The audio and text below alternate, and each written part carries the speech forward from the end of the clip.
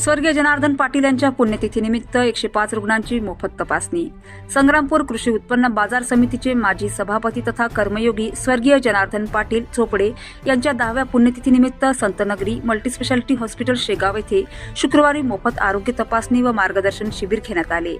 या उपक्रमात 105 रुग्णांची विविध आजारांसाठी मोफत तपासणी करण्यात आली। हॉस्पिटलचे संचालक तथा laparoscopic surgeon doctor Praveen Janardan Patil यांनी रुग्णांची तपासणी करून त्यांच्या आरोग्यविषयक समस्यांबाबत मार्गदर्शन केले।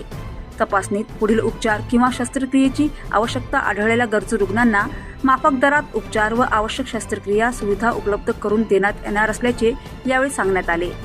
शिबिराच्या प्रारंभी स्वर्गीय जनार्दन पाटील यांच्या प्रतिमेस पुष्पहार अर्पण करून अभिवादन करण्यात आले। सामाजिक सहकार आणि लोकसेवेच्या माध्यमातून त्यांनी केलेल्या कार्याचे स्मरण करून उपस्थितांनी त्यांच्या कार्याला उजाळा दिला।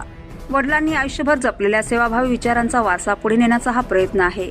समाजातील गरजू नागरिकांना आरोग्य सेवा मिळवून देणे हीच त्यांच्या स्मृतीला खरी आदरांजली ठरेल, असे डॉक्टर प्रवीण पाटील यांनी सांगितले। यावेळी डॉक्टर समीर शेख यांनी स्वर्गीय जनार्दन पाटील यांच्या लोकाभिमुख कार्याचा गौरव केला। सर्वसामान्य नागरिकांशी त्यांचे असलेले जिव्हाळ्याचे संबंध आणि समाजासाठी केलेल्या कार्याचा त्यांनी उल्लेख केला।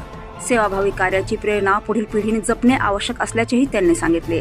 या उपक्रमास कृषी उत्पन्न बाजार समितीचे माजी सभापती विश्वनाथराव झाडोकार, माजी जिल्हा परिषद सदस्य राजाभाऊ भोजने, डॉक्टर विवेक लहाने, रामराव रायपुरे, विजय चोपडे, प्रशांत चोपडे, ज्ञानेश्वर पाटील दांदडे, श्रीकृष्ण गवई, नीलकंठ साबळे, राजूभाऊ डोसे, डॉक्टर प्रदीप गायकवाड, डॉक्टर अफरोज शेख, अखिलेश मिश्रा, उमेश गडम, नागो पाटील खोंड, उमर सय्यद, चेतन पांडे, शिवा चोपडे, अंकित पाटील, आकाश पाटील, शुभम श्रीनाथ, दीपाली कुकडे, मोनाली खोंड, दीपाली देशमुख, वृषाली काळे, कल्याणी शेजोळे, ज्ञानेश्वरी भिसे, पूजा नेमाडे, रोहिणी राजगुरे, पूजा गवई, जिनल सरदार यांच्यासह हॉस्पिटलचे डॉक्टर व कर्मचारी उपस्थित होते।